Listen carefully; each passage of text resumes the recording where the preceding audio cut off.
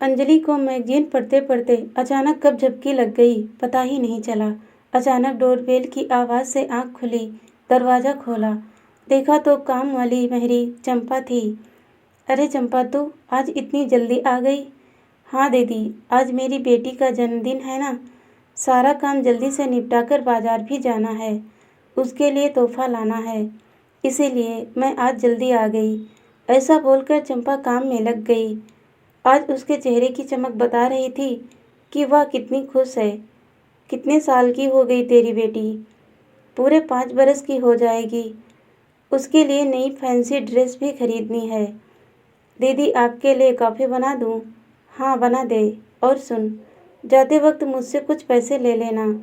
मेरी तरफ से भी अपनी बेटी के लिए कुछ ले लेना। साहब का रूम अच्छे से साफ करना, तुझे पता है ना, उन्हें गंदगी बिल्कुल पसंद नहीं। जी दीदी, सब काम कर दूंगी, आप चिंता मत करो। चंपा ने काम निपटा कर कॉफ़ी बनाकर दी और पास आकर बैठ गई।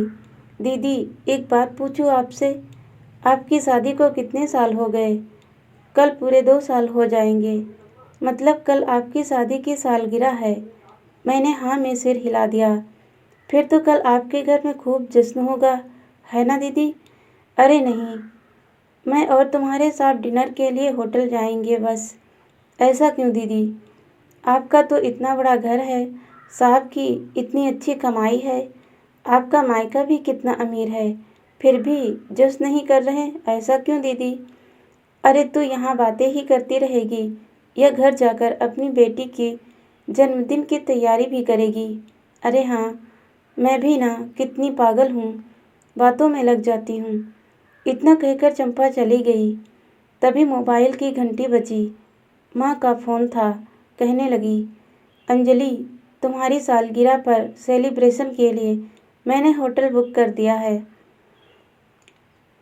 और हाँ, मेहमानों की लिस्ट भी बना ली है। तू और भी किसी को बुलाना चाहे तो बुला लेना, ओके? नहीं माँ, मुझे कोई पार्टी वार्टी नहीं करनी है। प्लीज़ आप जिद मत करो। जिद मैं नहीं, तुम कर रही हो अंजलि। जो हुआ उसे भूल जाओ, पुरानी बातों को लेकर बैठी मत रहो। चुपचाप पार्टी के लिए हाँ कर दो, समझी?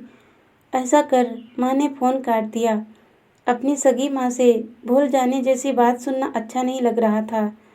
कैसे भूल जाऊँ माँ, जो पिछले साल विशाल ने मेरे साथ किया था। सब मेहमानों के सामने उसने मुझ पर हाथ उठाया था। कितना रोई थी तब मैं। आप भी तो वहीं थी उस वक्त। पति पत्नी में छोटे मोटे झगड़े तो होते रहते हैं। समाज की दुहाई देकर मुझे रोता हुआ छोड़कर चली गई। बस यही कारण था कि विशाल की हिम्मत और बढ़ गई थी। शराब पीकर मारपीट करना, गाली गलौज करना, अब तो यह आम बात हो गई थी। यह सब सोचते सोचते कब रात हो गई पता ही नहीं चला। सिर दर्द करने लगा था। तभी डोरबेल बजी। दरवाज़ा खोला तो विशाल थे। उनके लिए खाना लगाने लगी तो विशाल बोले, मैं खाना खाकर आया हूँ। सुनो, कल पार्टी है, कोई नाटक मत करना, पिछली बार की तरह, और किसी अच्छे पार्लर से तैयार होकर आना। तुम मिसेज अंजलि विशाल वर्मा हो, एक मल्टीनेशनल कंपनी के मालिक की पत्नी और एक समाज सेविका शारदा जी की बेटी हो। यह बात हमेशा याद रखना, समझी? ऐसा बोलकर विशाल बेडरूम में चले गए। अगले दिन ब्रेकफास्ट करके विशाल ऑफिस चले गए। तभी मेहरी चंपा आई। अरे चंपा, तुमको यह चोट कैसे लग गई? कहीं गिर गई थी क्या तुम? उसकी आंखों में आंसू आ गए। दीदी क्या बताऊं, कल रात मेरे मर्द ने शराब पीकर मुझ पर हाथ उठाया, बहुत मारा और सारे पैसे भी छीन लिए। क्या तुम्हारे पति ने भी हाथ उठाया? भी मतलब दीदी? कुछ नहीं कुछ नहीं। फिर तुमने क्या किया? करना क्या था दीदी? अपना हिसाब साफ है। इज्जत के बदले इज्जत, प्यार के बदले प्यार और मार के बदले मार। क्या तुमने अपने पति पर हाथ उठाया? ऐसा कैसे कर सकती हो तुम चंपा? अरे क्यों नहीं कर सकती? जब उसे मेरी इज्जत की परवाह नहीं तो फिर मैं क्यों करूं? मैंने उसे पूरी बस्ती के सामने मारा और भगा दिया और बोल दिया, आइंदा अगर शराब पीकर मुझ पर हाथ उठाया तो बहुत मारूंगी। मुझे चंपा आज किसी योद्धा से कम नहीं लग रही थी। चंपा अपना काम निपटा कर चली गई। तभी विशाल का फ़ोन आया। मैं ऑफिस से सीधा होटल जाऊंगा, तुम मेरे कपड़े ले आना, ओके।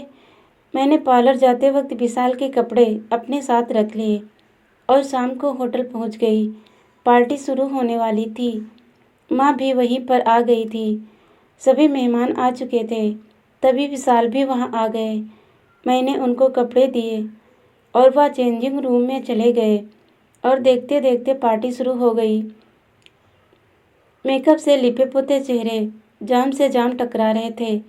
इतने में विशाल मुझे घूरते हुए बोले, बेवकूफ़ औरत, तुम मेरे लिए पार्टी में पहनने के लिए यह कपड़े लाई हो।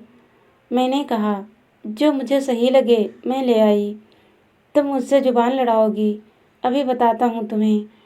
वह मेरा हाथ पकड़कर घसीटते हुए मेहमानों के बीच ले गए और सबके बीच उनका हाथ मेरे गाल पर आने ही वाला था कि ना जाने मुझ में इतनी हिम्मत कहाँ से आ गई।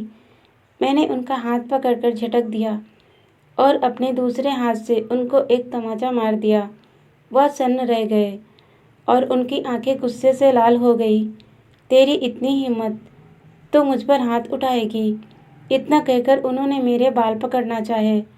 मैंने डर कर बजाय पीछे हटने के 2 कदम और आगे बढ़ाकर उनको धक्का मार दिया और चुप रहने का इशारा करते हुए बोली, तू बहुत बोल चुका मिस्टर विशाल वर्मा, अब मेरी बारी है। औरत कोई खिलौना नहीं होती जिससे जब चाहे जैसा चाहे खेला जाए।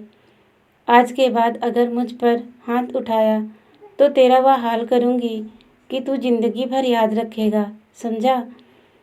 तभी माँ मेरे पास आई और बोली, क्यों मेरी नाक कटवा रही हो अंजलि, चलो यहाँ से। माँ, आज आप समाज की दुहाई नहीं दोगी। आपकी वजह से ही मैं आज तक चुप रही और मेरी चुप्पी को आपके दामाद ने मेरी कमजोरी समझा। पर अब और नहीं, मैं पढ़ी लिखी आज की नारी हूँ, अपना भला बुरा समझ सकती हूँ। मैं किसी की दया पर नहीं, खुद अपने पैरों पर खड़े होकर जीना चाहती हूँ। मैं वहाँ से निकल रही थी, तभी मेरी नज़र चंपा पर पड़ी। वह ताली बजा रही थी और उसकी आंखों में गर्व की चमक थी। दोस्तों, कहानी अच्छी लगी तो लाइक, शेयर और सब्सक्राइब ज़रूर कीजिएगा। वीडियो देखने के लिए बहुत बहुत धन्यवाद दोस्तों।